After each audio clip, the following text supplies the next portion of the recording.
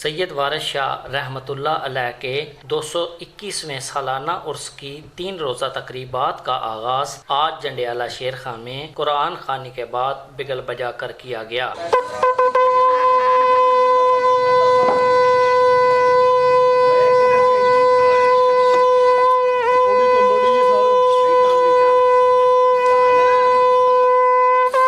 تقریب غسل میں صوبائی وزیر جناب میاں خالد محمود، ڈی سی شیخوپورہ سید طارق محمود بخاری، جناب غازی محمد صلاح الدین ڈی پی او شیخوپورہ، جناب شیر اکبر خان ایم پی اے علاقہ، جناب شہزاد سعید چیئرمین عرس مینجمنٹ کمیٹی، جناب Wasif Bashir Khokhar additional deputy commissioner Sheikhupura, جناب شبیر حسین بٹ اسسٹنٹ کمشنر شیخوپورہ، جناب ناصر حنیف ڈپٹی سپرنٹنڈنٹ پولیس اور شہباز احمد خان سابقہ صدر پریس کلب نے مل کر مزار شریف کو عرق گلاب سے غسل دیا۔ اس کے بعد چادر کی تبدیلی ہوئی، پھول چڑھائے گئے۔